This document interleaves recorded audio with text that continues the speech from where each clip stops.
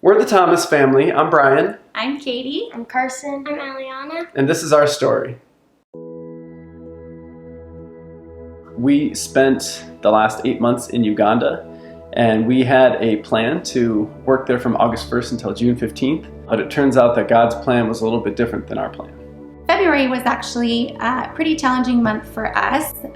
We were getting a lot of our work done, but we just had a lot of issues with power and water, and I'd reached out to some friends. I was really frustrated, and my friend Ashley wrote back and just said, I'm praying Psalm 91 over your family, and it was the psalm that I heard the day I dropped you off at the airport.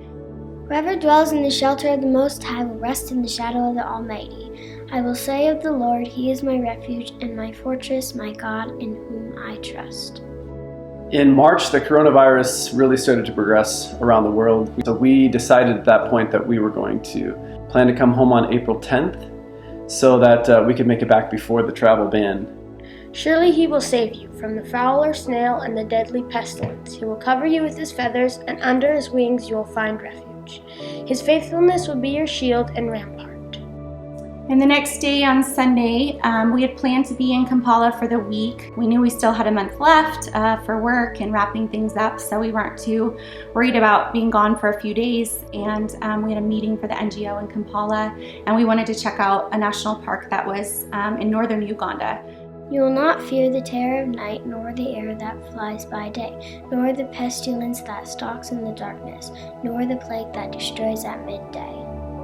Pastor Carey sent the Cornerstone message, and at the end there was a link for a prayer team meeting request. So I sent an email out just praying for wisdom on a decision on when we should leave, because we really felt this urge that the time was now. Later that afternoon, we got a message from Pastor Brian. Brian and I talked a bit, and after that conversation we decided that we weren't going to stay through April 10th, that we were going to try to leave by the end of this week. 1,000 may fall at your side, 10,000 at your right hand, but it will never come near you. You will observe with your eyes and see the punishment of the wicked. At that point, we didn't have any tickets, but we were just feeling that urgency, and the urgency was kind of turning into anxiety. I got a message that day from my friend Elise just saying, I'm praying Psalm 91 over your family. We got a message from Carrie saying that our family just prayed for you, and we prayed for 4 open seats. That night, we decided to book tickets. We had been in contact with the travel agent, and it was heartbreaking for us because we did not want to go. We still, a big part of us still wants to be there. But we talked with the travel agent, and he found a flight for us on Friday. And I started to give him my information, and I gave him Katie's information. And then he said, okay, we're all set. And I said, well, what about the kids? And he said, oh, you have kids. If you say, the Lord is my refuge, and you make the Most High your dwelling, no harm will overtake you, no disaster will come near your tent. And so he said, well, there's no seats. There's only seats for 2. So at that time, we just decided we were just going to leave the kids in Uganda. The travel agent said, wait, just hold on. I'm getting live updates, and he said 2 seats just opened up, and I just grabbed them. For He will command His angels concerning you, to guard you in all your ways. They will lift you up in their hands, so that you will not strike your foot against a stone. We messaged David, and he said he was praying for us. The whole staff was praying for us, and I just cried that night because it was so hard, because our hearts were there, and our work was there. Our work was there till June, but God was making this way for us, and clearly this was the end of our time. The next morning, we were up in northern Uganda then. We got a message from our friend Destry saying, I'm praying Psalm 91 over your family. And these are all messages that were separate and not connected. And it was like God was just so clearly covering our family, and it was just a really overwhelming time for us. You will tread on the lion and the cobra. You will trample the great lion and the serpent.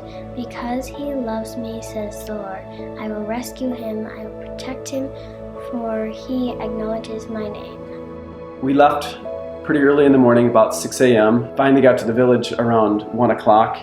And then, we were kind of like talking as a family as we're pulling into the village, and we're like, we have 8 hours. We need to say goodbye. We need to pack. And one of our friends, Godfrey, greeted us and said, we've just been praying for you and for your family. So it's Friday morning, and both Katie and I woke up with another profound sense of urgency. We had planned to leave around 8 just to give us a little bit of time to say goodbye again to David and Florence and the kids, the neighbors, Grandma, and we woke up at 6 and both looked at each other and said, we got to leave, and we have to leave right now. We left by 7, and we didn't even get a chance to say goodbye to the kids again. But we started driving, and about halfway, God showed us why. There were huge traffic jams. The country had shut down on Wednesday, 2 days earlier. The president had said all schools are closed, everyone has to go home. Well, Friday was the day schools were closing, so everyone was trying to get their kids home, and the roads were just completely packed. We needed to get to the airport by around 3:30 or so. That was kind of our goal. And as we're watching on the Google Maps, it kept saying, the time just kept increasing. And it started out at noon, and then it's 1 o'clock, and then it's 2 o'clock, and we're just stuck, we're not moving. We can see the road looks red on the map as far as you can see. I was encouraged to drive in the ditch multiple times to get around cars. It was probably some of the most impressive driving I've done in my entire life.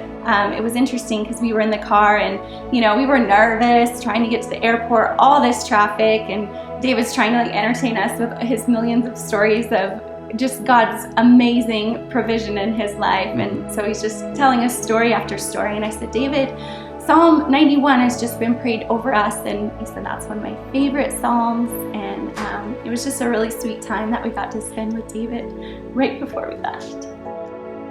And we got there, not surprisingly, by 3:30, which is exactly when we felt like God told us we needed to be there by. And again, God reminded me very clearly at that point. He said, did worrying help you at all? Did it get you here any quicker? You got here when I told you needed to get here, and worrying didn't change anything. So just calm down. I got you in this. He will call on me, and I will answer to him. I will be with him in the trouble. I will deliver him and honor him. With long life, I will satisfy him and show him my salvation. God knew that we were going to leave early, that we weren't going to be there till June 15th, but I also believe that He has a plan for us to be back, to continue the work that we started there. And so while we're here now, we know that God's plan is bigger than all of this. He's not surprised by any of this, and that really gives us hope.